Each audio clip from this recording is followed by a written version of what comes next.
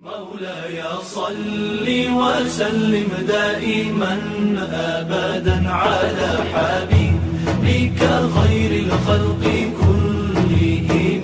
مولاي صل وسلم دائما أبدا. بسم الله الرحمن الرحيم. نون والقلم وما يسطرون. ما أنت بنعمة ربك بمجنون. وإن لك لأجرا غير ممنون. وإنك لعلى خلق عظيم. فستبصر ويبصرون بأيكم المفتون. إن ربك هو أعلم بمن ضل عن سبيله وهو أعلم بالمهتدين. فلا تطع المكذبين. ودوا لو تدهن فيدهنون. ولا تطع كل حلاف مهين.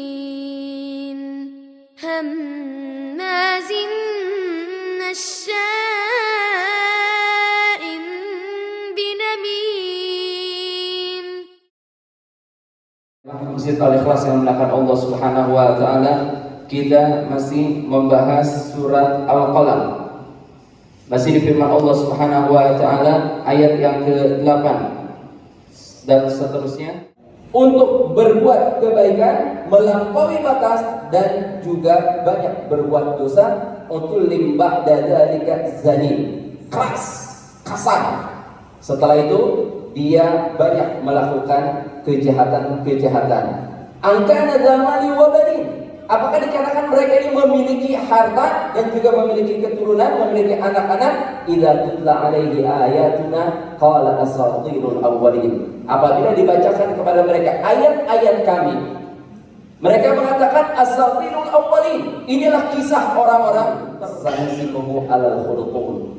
Kata Allah Subhanahu wa taala, kami akan memberi tanda pada belalai mereka. Kami akan memberi tanda pada hidung mereka, atau kami akan memberi tanda pada wajah mereka.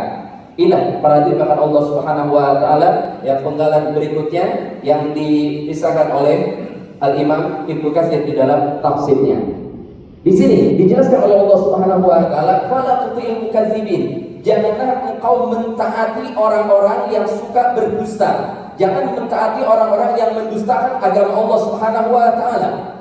Di sini Allah Subhanahu wa taala berbicara kepada Nabi kita Nabi Muhammad sallallahu alaihi wasallam. Fala tuti, janganlah engkau mentaati.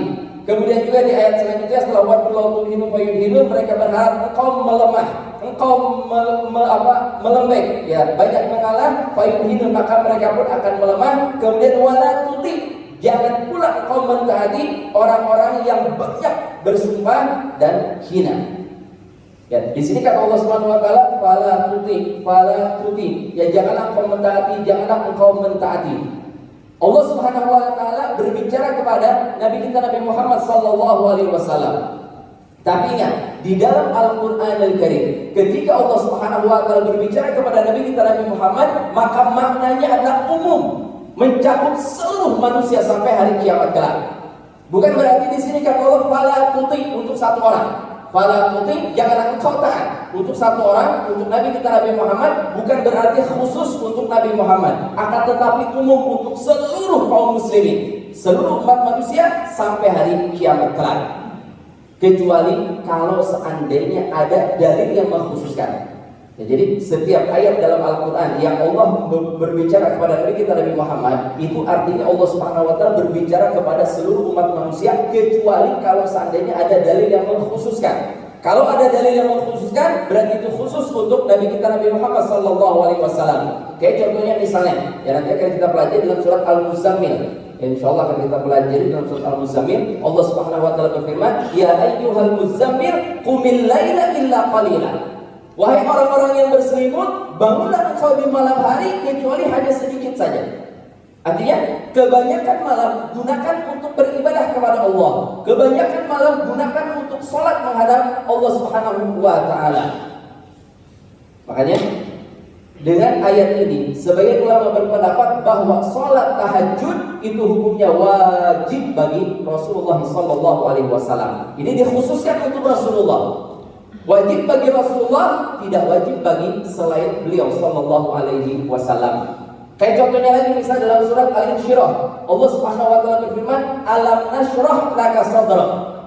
Wahai Muhammad, bukankah kami telah melapangkan dadamu?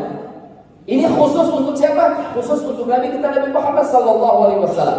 Allah Subhanahu wa taala melapangkan dada hati Nabi kita Nabi Muhammad sehingga Nabi Muhammad tidak bisa digoda oleh syaitan.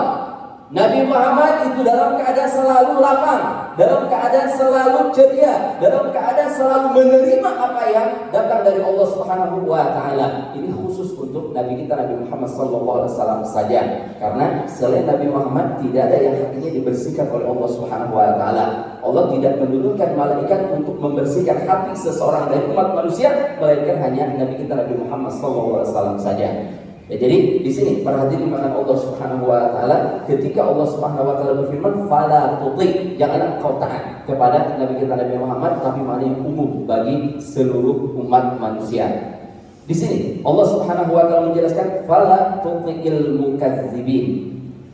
Janganlah engkau mentaati orang-orang al-mukadzib, orang yang berdusta, orang-orang yang mendustakan, terutama mendustakan ayat-ayat Allah Subhanahu wa Ta'ala dan juga mendustakan apa yang disabdakan oleh Nabi kita Nabi Muhammad sallallahu alaihi wasallam.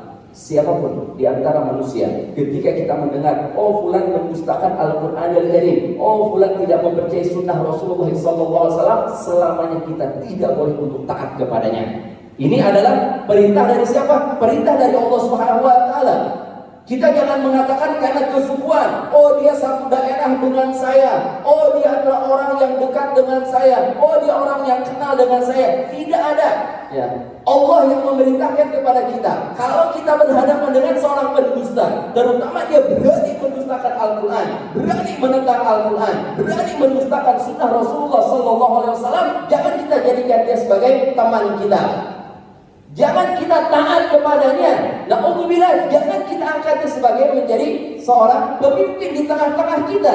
Lihat, terhadap Allah saja dia berani mendustakan, terhadap Rasulullah dia berani berdusta. Padahal dalam hadis jelas dikatakan oleh Rasulullah, disabdakan oleh Nabi kita Nabi Muhammad, "Man kadzdzaba alayya muta'ammidan falyatabawwa maq'adahu minan nar." Barang siapa yang berdusta atas namaku, ya, dengan sengaja, kata Rasulullah, maka hendaklah dia menyiapkan tempatnya, tempat duduknya di neraka jahanam. Jelas, berani mendustakan Rasulullah itu letaknya adalah di neraka jahanam. Na'udzubillah, terkadang ada sebagian orang, ya sebagian orang itu yang berani mengarang-arang hadis. Ada sebagian orang yang berani mengarang hadis dengan mengatakan apa? Oh ini adalah sabda Rasulullah, oh ini ada dalilnya, Nabi melakukannya. Ya subhanallah, berani dia mengatakan seperti itu, padahal Rasulullah tidak pernah untuk menyabdakannya. Ya oleh karena itu, ya para ulama menjelaskan, idza urifal insanu bil kadzib. Kalau seandainya ada seseorang yang dikenal sebagai seorang pendusta, ya, maka janganlah engkau memandangnya. Ya, kalau engkau mengetahui ada seorang pendusta, janganlah engkau pandang orang tersebut. Ya, janganlah engkau memandang orang tersebut. Kenapa kita jangan memandang para pendusta? Karena kita diancam oleh Rasulullah SAW. Kata Rasulullah, iyyakum wal kadzib. Ya, hindari oleh kalian, jauhi oleh kalian yang namanya kedustaan, kebohongan. Kenapa? Fa innal kadziba yahdi ilal fujur. Karena yang namanya kedustaan itu akan mengarahkan pelakunya Ya, kemana? Ilal fujur, untuk melakukan kemungkaran-kemungkaran yang lain, untuk melakukan perbuatan-perbuatan dosa. Wa innal fujura yahdi ilan nar. Dan perbuatan dosa, perbuatan maksiat ini akan mengarahkan orang menuju jalan neraka jahanam. Na'udzubillah min dzalik. Kemudian kata Rasulullah, wala yazalu rajulu yakdzib wa yataharral kadziba hatta yutaba indallahi kadzdzaban. Seorang pendusta akan terus-menerus dia berbohong, berusaha untuk berbohong di dalam kehidupannya sampai dicap oleh Allah Subhanahu wa taala sebagai seorang pendusta. Na'udzubillah min dzalik. Dicap oleh Allah, dicirikan oleh Allah Subhanahu wa taala fulan adalah sebagai seorang pendusta. Na'udzubillah min dzalik. Makanya para ulama mengatakan jangan pernah memandang para pendusta. Memandang saja jangan, artinya memandang perkataannya. Karena biasanya kita kalau tahu ada seorang pendusta, apapun yang bersumber dari dia mesti kita ragu-ragu. Walaupun dia berkata benar. Sekali orang berbohong di hadapan kita, sekali saja orang berbohong di hadapan kita, kita tahu dia bohong, maka selamanya kita tidak akan mempercayainya. Dicontohkan oleh Allah Subhanahu wa taala dalam Al-Qur'an Al-Karim tentang kisah Nabi Yusuf alaihissalam.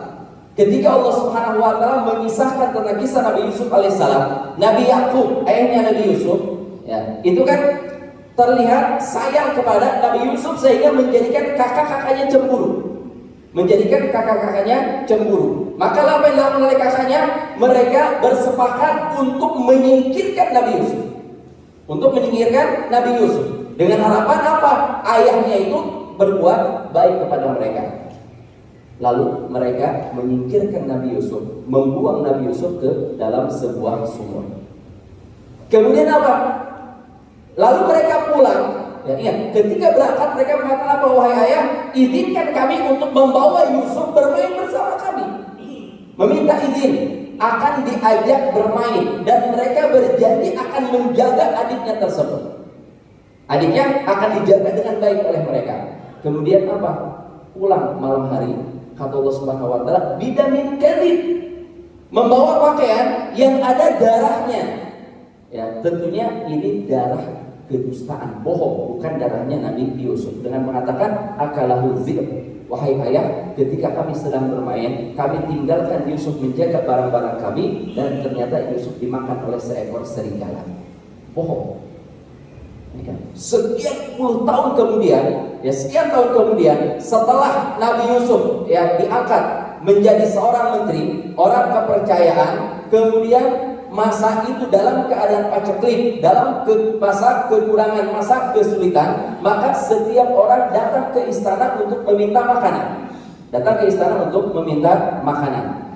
Ketika itu kakak-kakaknya Nabi Yusuf itu mereka datang dari kampung, datang ke istana untuk meminta makanan. Nabi Yusuf tahu, Nabi Yusuf kenal ini adalah kakak-kakaknya. Sementara kakaknya itu sudah tidak mengenal Nabi Yusuf alaihissalam.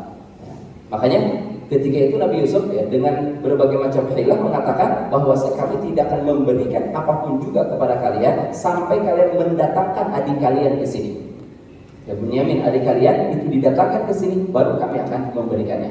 Kemudian mereka pulang dengan tidak membawa apa-apa. Datang kepada ayah mereka Nabi Yakub, lalu meminta agar adiknya itu diizinkan ikut bersama mereka meminta makanan.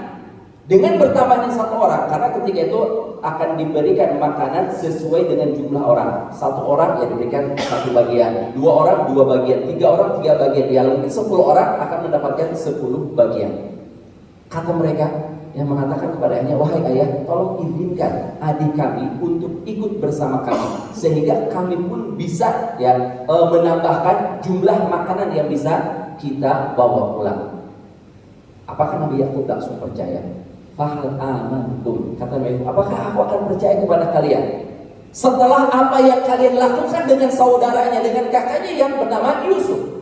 Lihat, bukan kejadian yang baru, mungkin kejadian 30 tahun sebelumnya, sekian puluh tahun sebelumnya kejadian tersebut, tapi masih teringat di hafalannya, di pemikirannya Nabi Yakub bahwasanya mereka pernah mencelakai adiknya yang bernama Yusuf, dan ini Bunyamin adalah adik yang juga merupakan satu kandung dengan Nabi Yusuf alaihissalam. Maka kata ayahnya, apakah aku akan mempercayai kalian setelah apa yang kalian perbuat terhadap Yusuf. Subhanallah, sekian puluh tahun itu masih ingat. Oleh karena itu, perhatikan Allah Subhanahu wa taala, hendaklah kita ini benar-benar memperhatikan firman Allah Subhanahu wa taala di sini, fala tu'il mukazzibin. Ketika kita mendapatkan ada seorang yang berdusta, seorang yang berbohong, jangan pernah kita mempercayai mereka. Di tengah-tengah kita banyak orang-orang yang suka berbohong, banyak orang-orang yang suka mengumbar-umbar janji, banyak orang-orang yang mendustakan Al-Quran, banyak orang-orang yang mendustakan hadis-hadis Nabi kita Nabi Muhammad SAW. Ya, bahkan kita tahu ada yang namanya kelompok ingkar sunnah. Mereka mengingkari sunnah Rasulullah SAW, dan ini sudah diancam oleh Nabi kita Nabi Muhammad ketika beliau masih hidup. Kata Rasulullah, aku khawatir nanti akan ada orang yang duduk di atas arikahnya, dia duduk di atas sofanya, dia duduk di atas tempat duduk kebesarannya. Kemudian datang seseorang kepadanya dan mengatakan, qala Rasulullah SAW. Ketika orang yang datang ini mengatakan sabda Rasulullah, menyampaikan sabda Rasulullah, maka orang yang duduk di atas kursi kebesaran mengatakan, baini wa bainakum, bainana wa bainakum kitab Allah. Hanya ada di antara kita dengan kalian adalah Al-Qur'anul Karim. Apa yang dihalalkan oleh Al-Qur'anul Karim, halalnahu, maka kami akan menghalalkan, dan apa yang diharamkan oleh Al-Qur'anul Karim, haramnahu, maka kami akan mengharamkannya. Ya, dari zaman dahulu Rasulullah telah mengatakan bahwasanya akan ada orang-orang yang mengingkari sunnah beliau, sabda beliau sallallahu alaihi wasallam. Kemudian dijelaskan oleh Rasulullah bahwasanya apa yang diharapkan oleh Rasulullah sesuai dengan Al-Qur'anul Karim, dan apa yang dihalalkan oleh Rasulullah itu sesuai dengan Al-Qur'anul Karim. Karena beliau wa ma yantiqu 'anil hawa in huwa illa wahyu yuha. Tidak keluar satu patah kata pun dari mulut beliau melainkan sesuai dengan apa yang Allah Subhanahu wa taala wahyukan. Fala tu'il mukazzibin. Janganlah engkau mentaati orang-orang yang berdusta, orang yang banyak berdusta, orang yang mendustakan agama Allah Subhanahu wa taala. Kenapa mereka banyak berdusta? Kenapa mereka berbohong? Kata Allah Subhanahu wa taala, "Waddu law tukinu fayudhinu." Karena mereka berharap engkau ini melemah. Mereka berharap engkau ini melembek. Ya, mereka berharap engkau ini mengalah, kemudian mereka akan melemah juga. Artinya ketika kita ini tidak keras dalam masalah agama, maka mereka mengatakan kalau kalian tidak keras dalam agama kalian, maka kami pun tidak akan keras di dalam menentang kalian. Kalau kalian mau ya bernegosiasi dengan kami, maka kami pun akan menuruti apa yang diinginkan oleh kalian. Subhanallah. Ya, ini tawaran-tawaran, ya, harapan-harapan dari orang-orang terhadap mereka yang berpegang teguh dengan Islam, terhadap mereka yang berpegang teguh dengan sunnah. Artinya kita kan diperintahkan untuk berdakwah, diperintahkan untuk berdakwah di jalan Allah Subhanahu wa taala. Ketika kita berdakwah di jalan Allah Subhanahu wa taala, apakah di sana ada tawar menawar? Ada tawar menawar atau tidak? Tidak ada istilah tawar menawar dalam masalah agama. Dalam masalah agama yang hak kita katakan hak, yang batil kita katakan batil. Nggak boleh ya, dikarenakan mengharapkan suatu harta sedikit dari harta dunia itu akhirnya mau mengalah di dalam masalah agama. Maaf, tidak ada ya, makanya ya, banyak dicela para ulama yang nempel dengan para umarok, dengan para pemimpin. Banyak dicela. Kenapa? Karena mereka mengharapkan harta duniawi. Ketika para pemimpin yang mengatakan apa? Oh, ini hukumnya gimana ya? Oh, ini hukumnya haram. Gimana ya caranya agar ini bisa halal? Paling tidak sampai kepada derajat haram. Wah, dicari. Ya, oleh ulama ini dicari berbagai macam dalil, dicari berbagai macam argumen, dicari berbagai macam pendapat dari para ulama, kemudian mengatakan apa? Oh iya, ini ada orang yang membolehkannya, ini ada ulama yang membolehkannya. Oh, kita bisa menggunakan dalil ini sehingga ini hukum ini diperbolehkan. Na'udzubillah min dzalik. Sebagai orang, sebagai dai, sebagai yang mengajak kepada kebenaran, mengajak kepada kebaikan, dia wajib untuk tegas di dalam masalah agama. Jadi salah satu negara di Timur Tengah itu pernah ada ya, pemimpin yang mengatakan kepada rakyatnya, kepada mereka yang bekerja di pabrik-pabrik, ya, Mereka mengatakan, para pemimpin kepada mereka bekerja di pabrik-pabrik, kalian ini lebih baik tidak usah puasa di bulan Ramadan. Dikatakan ketika Ramadan, kalian ini lebih baik tidak berpuasa. Kenapa? Agar tenaga kalian kuat. Tenaga kalian kuat, kalian bisa kerja dengan maksimal. Ini merupakan udzur, kata si pemimpin. Ini merupakan udzur. Udzur karena kalian bekerja keras, bekerja pekerjaan yang berat, maka kalian boleh untuk tidak berpuasa di bulan Ramadan. Tapi tidak ada satu orang pun yang taat. Tidak ada satu orang pun yang mau mendengar ya perintah, ajakan dari si pemimpin untuk tidak berpuasa di bulan Ramadan. Si pemimpin berpikir, kata dia, ini rakyat ini tidak mau mendengar perkataanku. Maka apa? Dipanggil salah seorang ulama. Dipanggil salah seorang ulama, kemudian dikatakan, ya, kata si pemimpin ini mengatakan kepada si alim ini, sesungguhnya aku sudah memerintahkan kepada mereka untuk tidak berpuasa di bulan Ramadan dikarenakan pekerjaan mereka yang berat. Pekerjaan mereka yang berat, sehingga mereka tidak bekerja maksimal ketika mereka berpuasa, maka aku katakan itu adalah udzur syar'i, boleh mereka untuk berbuka. Mereka tidak mau mendengar ucapanku, maka engkau ucapanmu didengar oleh mereka, maka hendaklah engkau yang berbicara kepada mereka. Si ulama ini mengatakan, baik, aku akan berbicara kepada mereka, tapi dengan syarat. Apa syaratnya? Kata si ulama ini, syaratnya disiarkan secara langsung. Aku tidak mau ada rekaman. Aku mau disiarkan secara langsung. Zaman itu belum ada televisi, belum umum namanya secara langsung televisi, disiarkan melalui radio. Si pemimpin mengatakan, silakan kita siarkan secara langsung. Ketika disiarkan secara langsung, si ulama ini mengatakan bahwasanya ada anjuran dari pemimpin kita bagi mereka yang bekerja di pabrik-pabrik, yang bekerja berat, hendaklah mereka tidak berpuasa.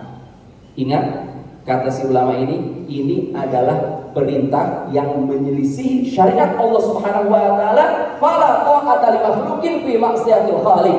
Ingat, kalian tidak boleh taat, kata si ulama, tidak boleh taat kepada seorang makhluk dalam bermaksiat kepada Allah Subhanahu wa taala. Selesai. Disiarkan secara langsung. Ya, subhanallah. Ya.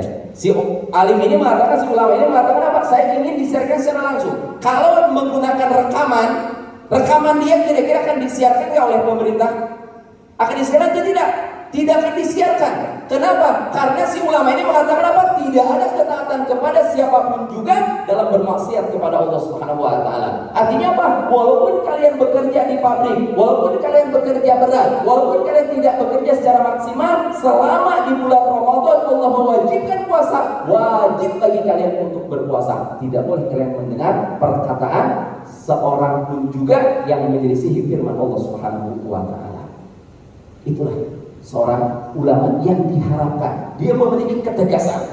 Dia tidak karena serta-merta mengharapkan sedikit dari harta dunia, ya dikatakan, oh ini udah gimana caranya agar hukumnya boleh. Oh iya, nanti kita carikan dalil, nanti kita carikan pendapat ulama, nanti kita carikan ini itu dan lain sebagainya, sehingga menjadikan yang haram itu menjadi halal, yang halal itu menjadi haram. Na'udzubillah min dzalik. Ingat, kata Allah Subhanahu wa taala, wa law tudhinu fayudhinun.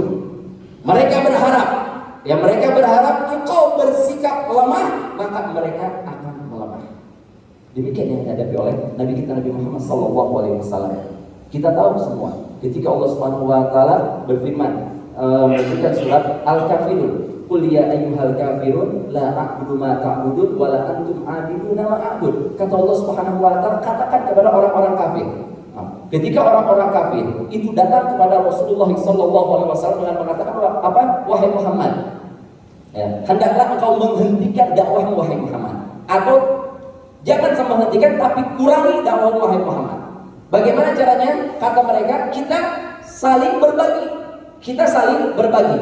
Sekarang kami akan berdakwah ya kepada Tuhanmu, akan menyembah kepada Tuhanmu. Nanti engkau yang akan menyembah Tuhan kami. Ya, artinya berbagi. Sekarang ini untuk 1 tahun pertama, ya, bahwasanya Nabi Muhammad ikut menyembah Tuhan mereka. Kemudian di tahun berikutnya mereka yang akan menyembah Tuhannya Nabi Muhammad SAW. Nego, ya, agar bagaimana caranya Rasulullah itu melemahkan dakwahnya.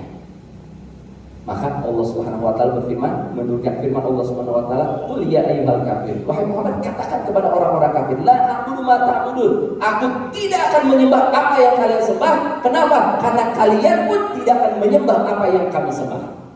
Benar, di hadapan Rasulullah SAW mereka mengatakan, kami akan beribadah kepada Tuhan, wahai Muhammad, meninggalkan Tuhan-Tuhan kami. Benar, di hadapan Rasulullah mengatakan yang seperti itu, tapi kenyataannya di hadapan Rasulullah berbuat seperti itu, di belakang Rasulullah tetap mereka akan menyembah sesembahan-sesembahan yang mereka sembah. Na'udzubillah min dzalik. Yang demikian pula para hadirin Allah Subhanahu wa taala, ketika kita berhadapan dengan orang-orang yang mengingkari sunnah Rasulullah sallallahu alaihi wasallam, ketika kita berhadapan dengan ahlul bid'ah, terkadang ahlul bid'ah itu mereka meminta kepada kita untuk apa? Untuk saling kerjasama, untuk bekerja sama. Udah, jangan terlalu keras, ya, jangan terlalu keras. Orang-orang belum siap untuk mengamalkannya. Udah, kita pelan-pelan. Ayo kita bareng-bareng. Ya, kita bareng-bareng menggiring umat untuk kepada sunnah Rasulullah SAW. Ucapan yang sangat manis sekali. Ya, ucapan yang sangat manis sekali. Tujuannya apa? Tujuannya agar kita ini menghentikan dakwah sunnah. Tujuannya agar kita ini enggak terus-menerus mendakwahkan sunnah. Karena mereka khawatir. Mereka khawatir orang-orang itu mengamalkan sunnah lalu mereka akan ditinggalkan. Mereka akan ditinggalkan. Dan ingat, mereka itu dibantu oleh siapa? Dibantu oleh syaitan. Membuat trik-trik, membuat cara-cara bagaimana caranya mereka bisa menghentikan dakwah sunnah. Waddu law tudhinu fayudhinun. Mereka berharap kita ini melemah, kita ini mengurangi dakwah kita. Ketika kita sudah mengurangi dakwah kita, apakah mereka juga sesuai dengan omongannya akan mengurangi dakwah mereka, akan melemahkan dakwah mereka, akan mengikuti dakwah kita? Itu tidak akan terjadi. Kata Allah Subhanahu wa taala, "Waddu law tudhinu fayudhinun." Makanya pada diri bahkan Allah Subhanahu wa taala, ketika kita ini bisa menegakkan sunnah Rasulullah SAW, hendaklah kita ini jangan lembek.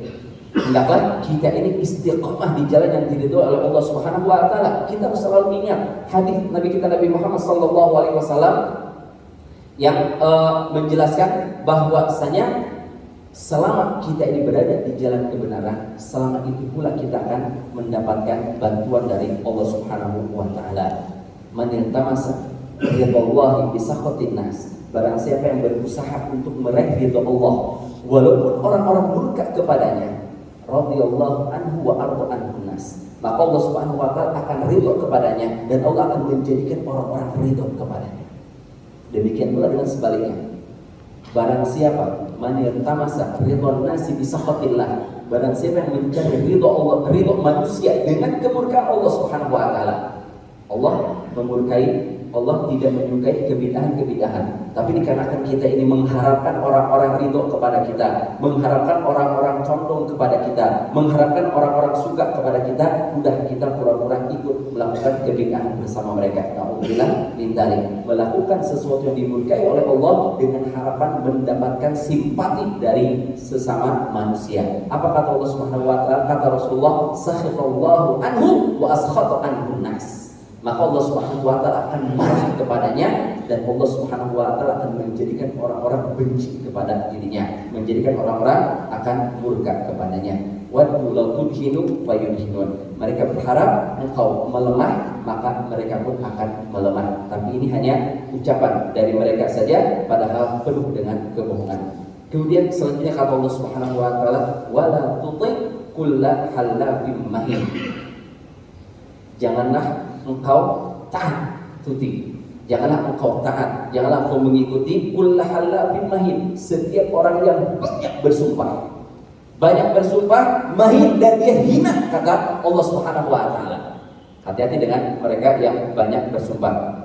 Sebagian ahli tafsir ya menjelaskan bahwasanya halaf di sini orang yang banyak bersumpah di zaman Rasulullah SAW itu adalah Al-Walid bin Al-Mughirah. Ayat ini berhubungan dengan Al-Walid bin Al-Mughirah. Tapi ada juga sebagai ahli tafsir yang menjelaskan bahwasanya ini berhubungan dengan Al-Ahnaf.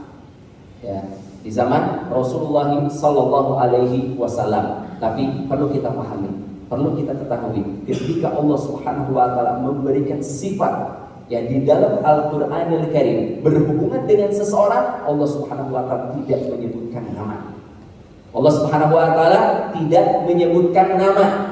Ya, kita lihat di dalam Al-Qur'anul Karim Allah Subhanahu wa taala menyebutkan yang nama sifat seseorang itu hanya dua, yaitu Abu Lahab. Saking bencinya dia kepada Rasulullah, saking bencinya dia terhadap dakwah ya yang didakwahkan oleh Nabi kita Nabi Muhammad SAW, itu sampai begitu kerasnya terhadap Rasulullah, dan Allah Subhanahu wa taala menyebutkan namanya di dalam Al-Qur'anul Karim, tabbat yada abi lahab wa tab, ada nama Abu Lahab. Kemudian yang kedua yaitu Zaid ya, anak angkatnya Rasulullah SAW, Zaid bin Harithah, anak angkatnya Rasulullah SAW, untuk menjelaskan suatu hukum. Allah Subhanahu wa taala menyebutkan namanya karena ketika itu Rasulullah SAW diperintahkan oleh Allah Subhanahu wa taala untuk menikahi Zainab, mantan istrinya Zaid. Ya, mantan istrinya Zaid. Zaid bukan anak Rasulullah. Zaid adalah anak angkat Rasulullah. Allah Subhanahu wa taala ingin menjelaskan hukum bahwasanya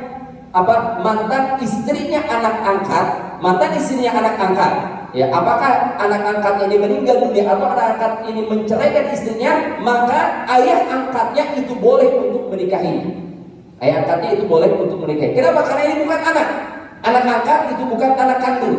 Kalau anak kandung haram hukumnya seorang ayah, ya misalnya punya anaknya menikah dengan seorang wanita, kemudian anaknya ini menceraikan wanita tersebut atau meninggal dunia, maka haram bagi ayahnya untuk menikahi ya mantan istri dari anaknya. Ini haram. Tapi kalau anak angkat bukan anak kandung, anak angkat tidak ada hubungan darah dengan ayah angkatnya, maka boleh. Nah, untuk menjelaskan hukum tersebut Allah Subhanahu wa taala menyebut nama Zaid. Ya, jadi dua nama dijelaskan oleh Allah dalam Al-Qur'an, disebutkan oleh Allah dalam Al-Qur'an, yaitu Abu Lahab dan juga Zaid. Ya, dua nama ini saja. Kenapa Allah Subhanahu wa taala tidak menyebutkan nama? Ini adalah etika yang Allah Subhanahu wa taala ajarkan kepada kita. Artinya, kalau kita mau menjelekan seseorang, mau berbicara tentang kejelekan seseorang, jangan kita sebutkan namanya. Jangan kita menyebutkan namanya. Tuh ya, si fulan begini. Kenapa harus kita menyebutkan namanya? Kita kalau seandainya mau menjelaskan kepada orang sifat yang buruk, jangan kita memberikan contoh nama yang dikenal oleh mereka. Kita menjelaskan, jangan menjadi seorang pendusta. Kenapa? Karena pendusta itu adalah orang-orang yang tidak disenangi oleh masyarakat. Biarkan orang-orang itu menilai sendiri. Biarkan orang-orang itu berpikir sendiri. Oh, kayak si fulan ya. Orang kan berpikir, oh kayak si fulan ya. Dia pendusta, dia dijauhi oleh tetangganya, dia tidak disenangi oleh tetangganya. Jangan terlalu keras, ya misalnya. Jangan terlalu keras kepala. Jangan keras kepala, karena keras kepala ini akan menyebabkan orang-orang tidak suka. Jangan kita sebutkan kayak si fulan. Nggak perlu kita menyebutkan seperti si fulan. Ya, inilah yang dicontohkan oleh Allah Subhanahu wa taala dalam Al-Qur'anul Karim. Di sini Allah Subhanahu wa taala berfirman, kata Allah Subhanahu wa taala, "Wala tutiqul halafim mahin." Janganlah engkau taat, janganlah engkau mengikuti setiap orang yang halaf, banyak bersumpah dan mahin, dan dia itu hina. Di sini Allah Subhanahu wa taala memerintahkan kepada kita. Allah Subhanahu wa taala di sini mengatakan fala tuti, janganlah engkau taat. Ya kan? Kita taat kepada mereka enggak boleh. Kita mengikuti mereka tidak boleh. Apakah berarti kita boleh untuk melakukannya? Boleh atau tidak? Jelas tidak boleh kita untuk melakukannya. Ketika Allah Subhanahu wa taala memerintahkan kepada kita jangan engkau mengikuti para pendusta, berarti apakah kita boleh berdusta? Artinya kita lebih tidak boleh lagi untuk menjadi seorang pendusta. Janganlah kau menjadi seorang pendusta karena kau akan dijauhi oleh orang-orang. Janganlah kau menjadi seorang pendusta maka kau akan tidak dipercaya oleh orang-orang. Janganlah kau banyak bersumpah. Ya, di sini Allah Subhanahu wa taala berfirman wala tutiqul halafim mahin. Janganlah kau mentaati orang yang banyak bersumpah. Artinya apa? Kita ini dalam kehidupan kita jangan banyak bersumpah. Di sini Allah Subhanahu wa taala melarang umat manusia untuk banyak bersumpah. Ya. Allah tidak mengatakan jangan kau banyak bersumpah, tidak, tapi Allah Subhanahu wa taala mengatakan jangan engkau mentaati orang yang banyak bersumpah. Artinya apa? Apakah kita ini boleh banyak mengobrol sumpah kita, dikit-dikit bersumpah, dikit-dikit bersumpah, dikit-dikit demi Allah, dikit-dikit demi Allah? Apakah itu perlu untuk kita lakukan? Di sini Allah Subhanahu wa taala mengingatkan kita ini jangan banyak bersumpah. Sekarang kenapa sih terkadang orang ini bersumpah? Kenapa? Di masyarakat kita banyak orang-orang yang bersumpah. Kenapa? Karena hilangnya kepercayaan pada diri mereka. Ketika orang saling mempercayai, coba kalau kehidupan jujur, anggap dalam satu keluarga, ya, ayahnya seorang yang jujur, ibunya seorang yang jujur, anaknya seorang yang jujur. Maka ketika salah satu dari mereka berbicara, itu semua akan langsung mempercayainya. Semua akan langsung mempercayainya. Seorang ayah misalnya, ketika anaknya terlambat pulang, ditanya anaknya, kenapa kamu terlambat pulang?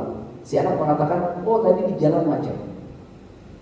Kalau ayahnya tahu anaknya jujur, kira-kira ayahnya curiga nggak kepada si anak? Ayahnya tidak akan curiga. Oh ya benar, anak saya tidak berbohong, insya Allah benar, karena macet dia datang terlambat. Tapi coba kalau seandainya anaknya ini seorang yang suka berdusta kepada ayahnya, kamu kenapa terlambat? Oh ya tadi di jalan macet. Langsung ayahnya spontanitas tidak percaya kepada anak. Di mana emang jalan macet?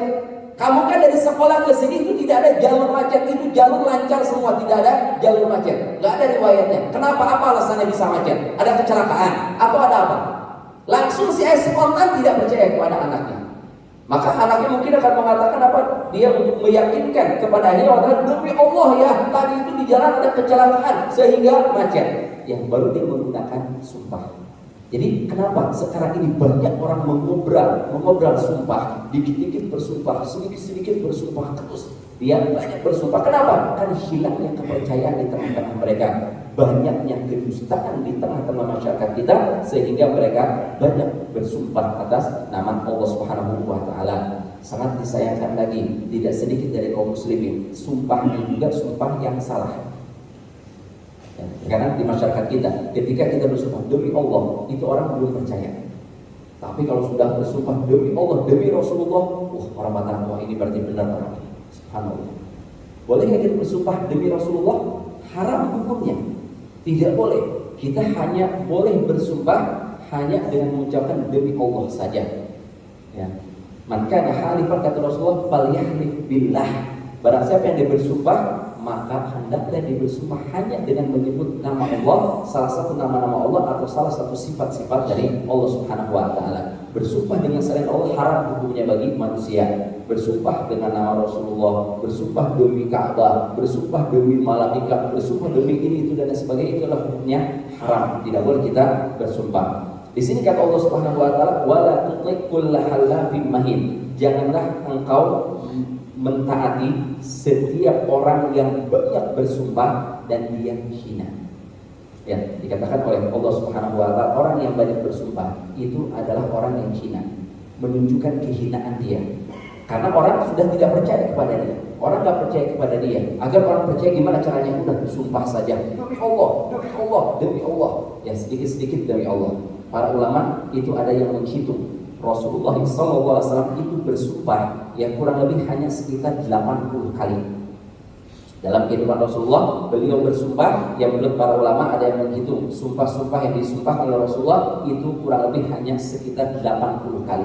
Padahal kehidupan Rasulullah, kehidupan yang cukup panjang, kehidupan yang Rasulullah, kehidupan yang berhubungan dengan manusia, apakah dengan sesama muslim ataupun dengan orang-orang kafir. Dan sumpah yang disumpahkan oleh Rasulullah itu berhubungan dengan orang-orang kafir, bukan bersumpah di hadapan orang-orang Islam, bukan bersumpah untuk meyakinkan kepada kaum muslimin, tidak, tapi untuk meyakinkan dengan orang-orang kafir. Itu yang dilakukan oleh Nabi kita Nabi Muhammad SAW. Allah banyak bersumpah dalam Al-Quran. Benar, Allah Subhanahu wa taala banyak bersumpah dalam Al-Quran. Sudah kita pelajari kenapa Allah Subhanahu wa taala banyak bersumpah dalam Al-Quran. Allah bersumpah dengan makhluk-makhluknya. Kenapa? Untuk menunjukkan bahwa makhluk-makhluk yang dijadikan sumpah oleh Allah itu memiliki kelebihan, merupakan sesuatu yang harus diperhatikan oleh kaum muslimin. Manusia ini harus memperhatikan. Ketika Allah Subhanahu wa taala bersumpah misalnya wasyamsi wa duhaha, demi matahari dan demi waktu duha. Kita ini sebagai manusia harus memperhatikan. Kenapa Allah bersumpah dengan mengatakan demi matahari? Kita pelajari. Oh ternyata matahari memiliki kelebihan-kelebihan. Oh matahari memiliki manfaat-manfaat. Itu kita memperhatikannya. Wasyamsi wa duhaha, demi waktu duha. Kenapa Allah bersumpah dengan waktu duha? Kenapa Allah Subhanahu wa taala tidak bersumpah dengan tengah hari bolong, misalnya di siang hari? Kenapa Allah tidak bersumpah dengan di sore hari? Kenapa dengan waktu duha? Ya, oh ternyata waktu duha ini memiliki manfaat yang sangat besar sekali. Matahari terbit setiap hari, waktu terbaiknya matahari menyorot ke muka bumi adalah di waktu duha dan lain sebagainya. Ya, dari manfaat-manfaat yang bisa kita lihat di waktu tersebut. Jadi Allah banyak bersumpah dalam Al-Quran Al-Karim itu hanya untuk menunjukkan kepada umat manusia bahwasanya semua ini memiliki manfaat. Ada sesuatu di sana yang patut untuk diperhatikan oleh umat manusia yang membaca dan mempelajari Al-Quran Al-Karim. Tapi kita sebagai manusia dilarang oleh Allah Subhanahu wa taala untuk banyak bersumpah. Kalau ada orang yang banyak bersumpah, kata Allah, wala tuti, jangan engkau taat kepada mereka, jangan engkau nurut kepada mereka. Mereka dikatakan hina oleh Allah Subhanahu wa taala. Apa sifat mereka? Kenapa mereka dikatakan hina? Kata Allah Subhanahu wa taala, hammazim masya'im binamim. Mereka yang banyak bersumpah menjadikan mereka hina karena mereka hamas. Ya, mereka itu banyak mencela ke sana, mencela ke sini, tidak percaya kepada si fulan, tidak percaya mengatakan si fulan adalah pembohong. Hamas. Dia ini banyak mencela, ya, kemana-mana. Dia ini mencela orang-orang. Di sini dikatakan Hamas oleh Ibnu Abbas. Ibnu Katsir mengatakan oleh Ibnu Abbas wa Qatadah, yakni al-ikhtiyar. Hamas di sini banyak mencela adalah maksudnya adalah orang yang banyak menggibahi, banyak membicarakan orang lain. Para ulama menjelaskan bahwasanya ghibah dengan Hamas ini berbeda. Ghibah dengan hamas itu berbeda. Kalau ghibah itu membicarakan orang lain. Kalau ghibah itu membicarakan orang lain. Kalau hamas ini adalah mencela ya kepada orang lain. Kemudian masya'im binamim. Setelah dia juga mencela orang-orang, dia masya'im binamim, jalan ke sana kemari. Tujuannya apa? Namim. Tujuannya adalah untuk mengadu domba. Tujuannya adalah untuk mengadu domba. Lebih dahsyat lagi mengadu domba dibandingkan dengan membicarakan orang lain. Kalau membicarakan orang lain, kita hanya membicarakannya saja. Kita hanya membicarakannya saja. Oh, kita mengatakan fulan begini, fulan begini, fulan begini. Kita urusannya hanya dengan satu orang itu saja.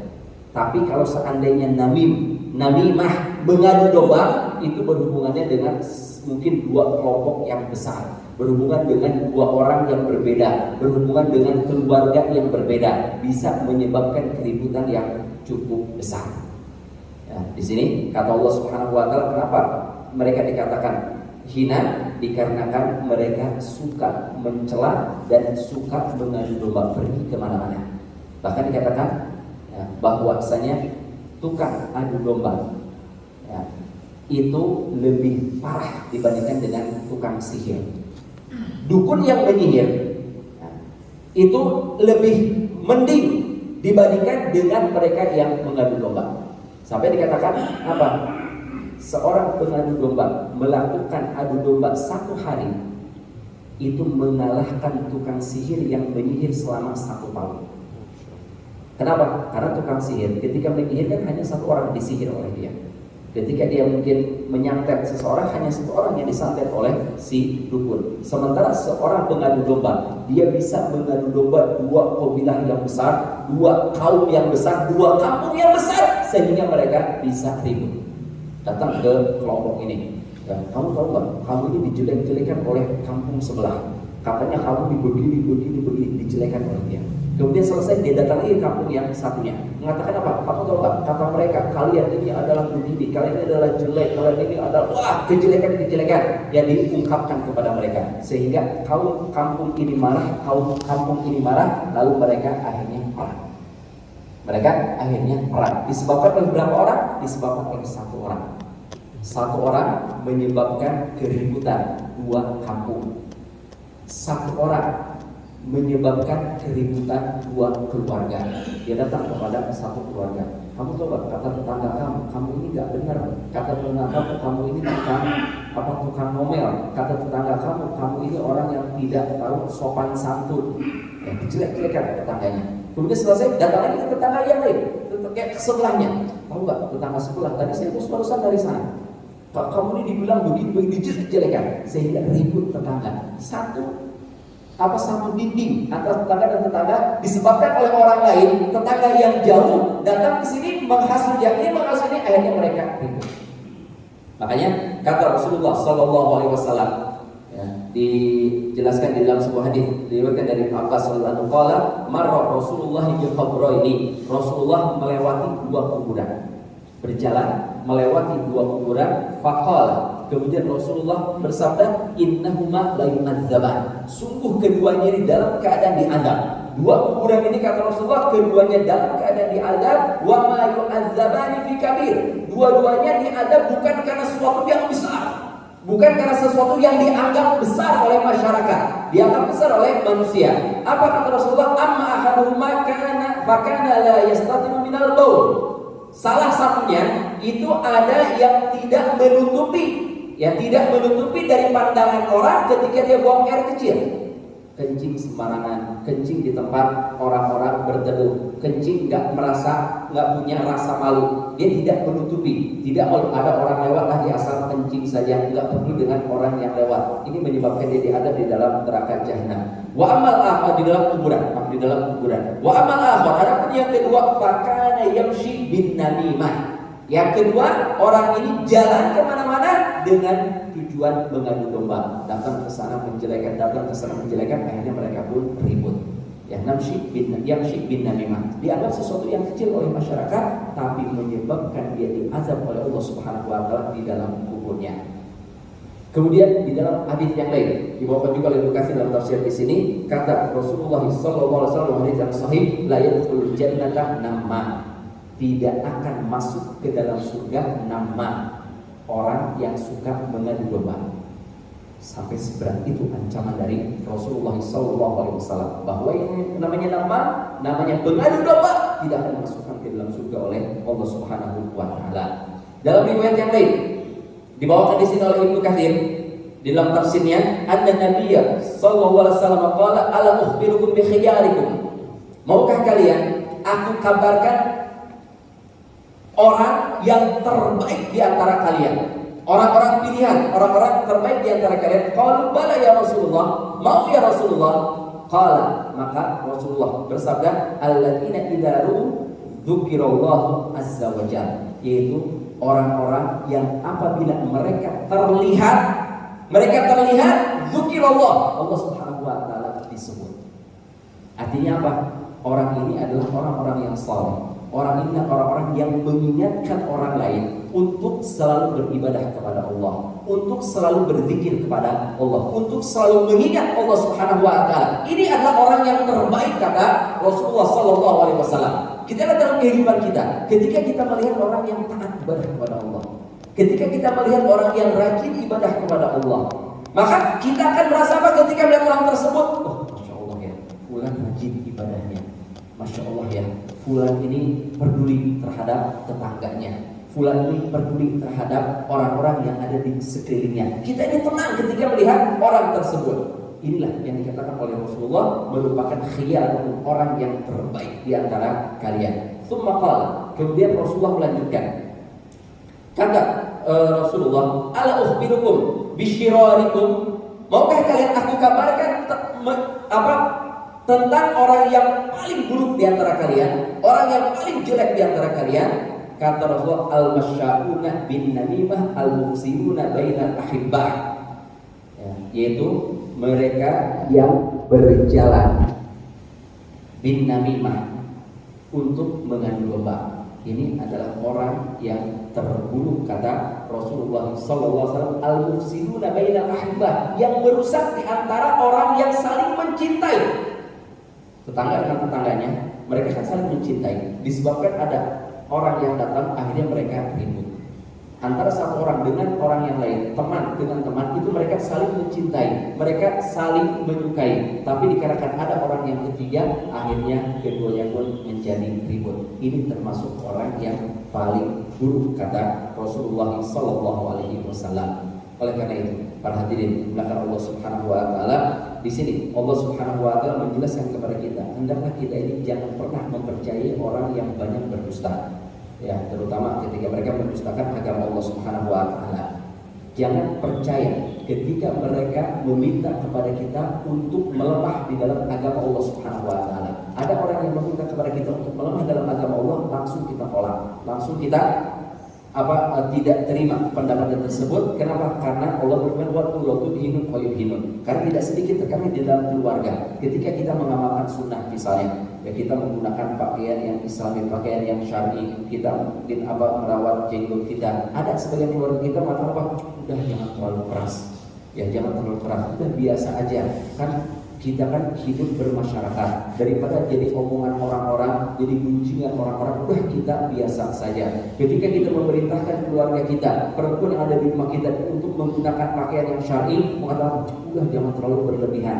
Ya, udah biasa saja. Nanti mungkin kedepannya kalau orang-orang sudah umum pendapat ini, baru kita bisa melakukannya. Ini adalah terkadang bisikan dari orang yang ada sekeliling kita agar kita melemah di dalam agama Allah.